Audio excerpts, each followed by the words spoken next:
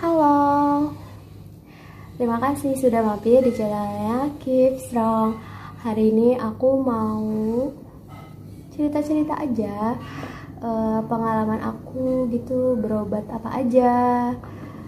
Tapi ini sih lebih mau cerita ke pengobatan alternatif gitu, karena banyak juga nih yang nyaranin aku untuk ke pengobatan alternatif.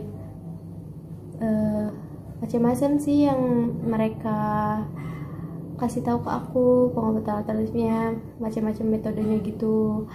Aku cuman mau bilang terima kasih. Aku tahu kalian nyaranin itu karena kalian itu peduli sama aku, perhatian sama aku, kalian itu mau aku itu cepat sehat gitu kan.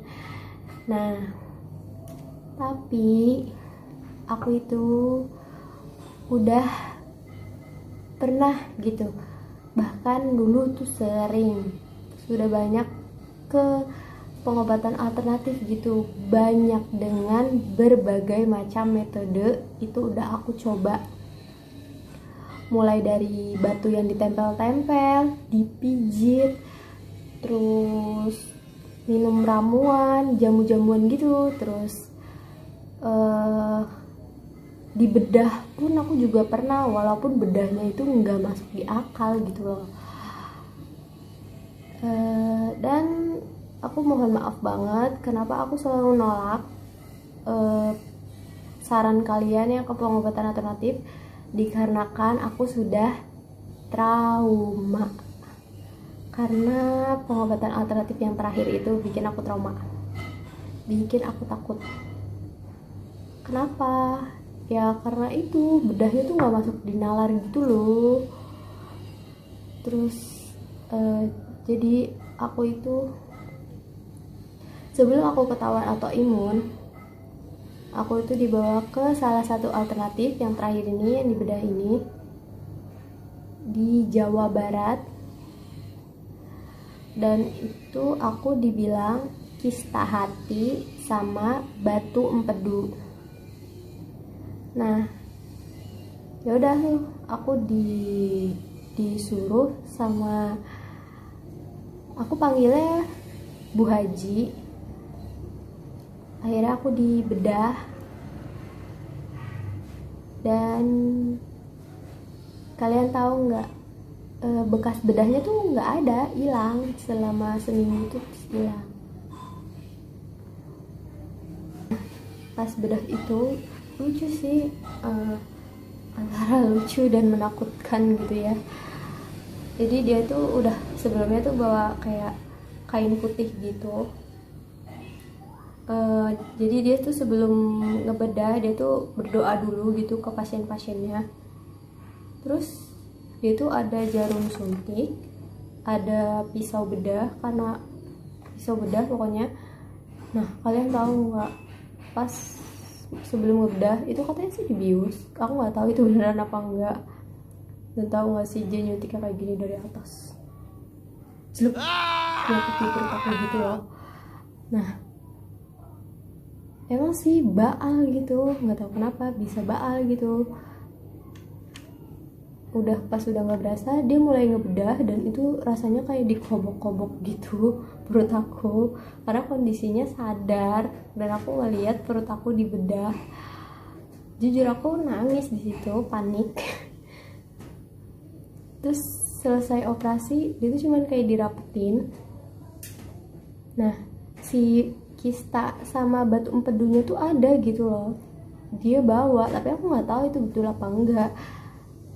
Dia bawa terus dibungkus sama kain putih yang udah dia bawa ke tadi, dan aku nggak tahu dia tuh ngapain. Dia tuh keliling ruangannya yang tempat aku operasi, dia tuh muter sebanyak 7 kali gitu loh, sambil bawa kain putihnya itu. Sumpah sih sebenarnya nggak masuk di akal dan aku tuh takut banget. Nah, posisi aku datang ke sana tuh aku nggak bisa jalan. Terus pas habis dioperasi, keluar ruang operasinya tuh aku jalan sendiri, bisa instan.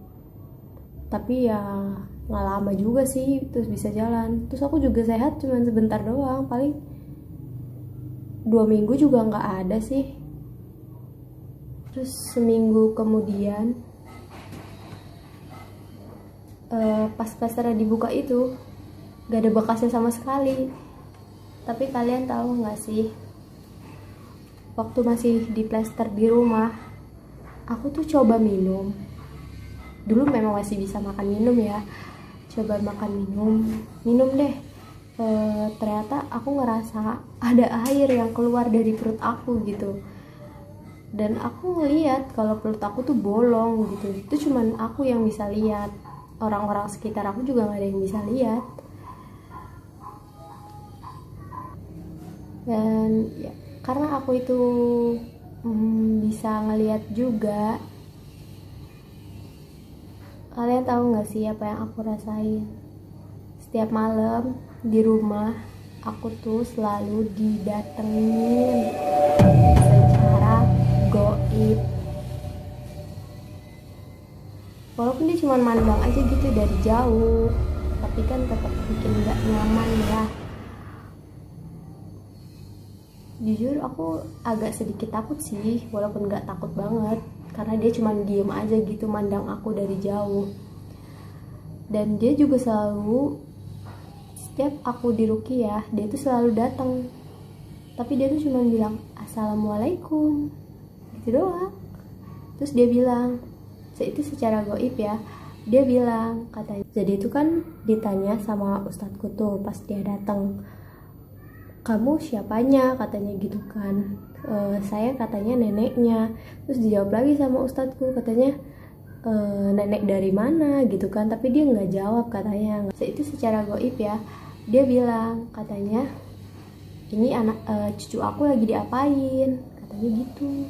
Jadi dia tuh nganggap aku cucu.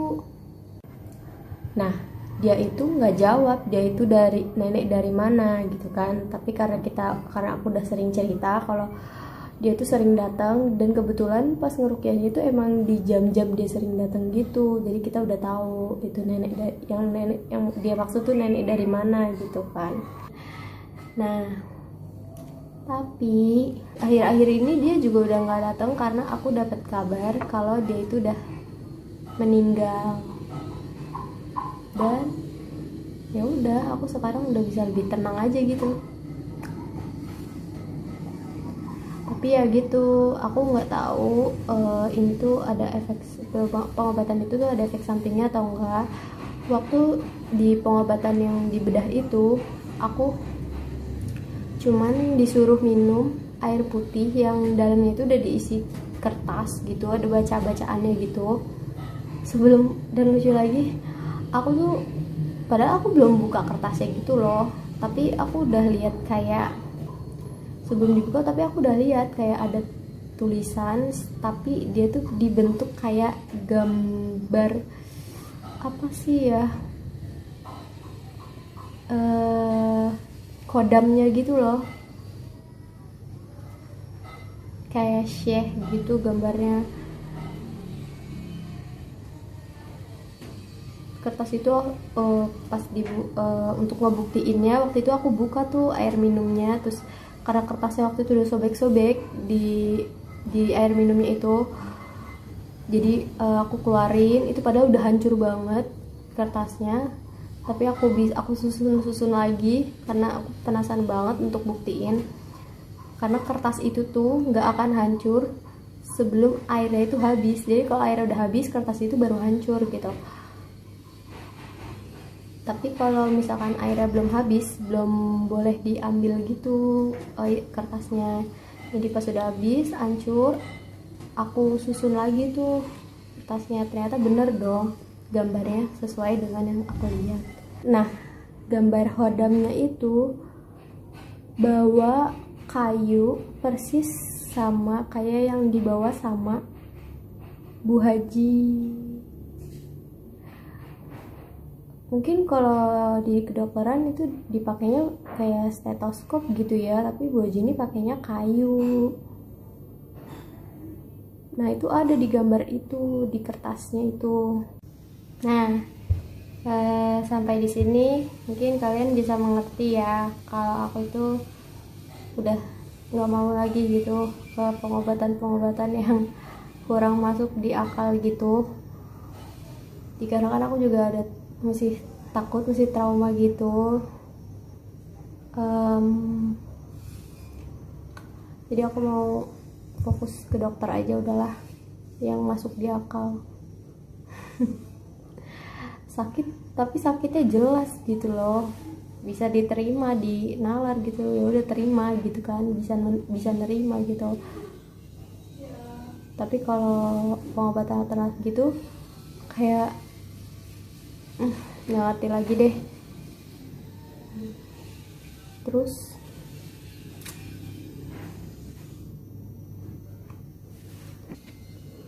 bahkan dengar kata alternatif aja tuh aku tuh udah bisa dibilang bisa naikin emosi aku gitu loh, nggak tahu kenapa. Apapun itu, nggak hanya pengobatan, kalau dengar kata alternatif itu aku udah kayak emosi gitu bawaannya. Terima kasih udah mau mampir di channelku dan mendengar ceritaku. Bye bye.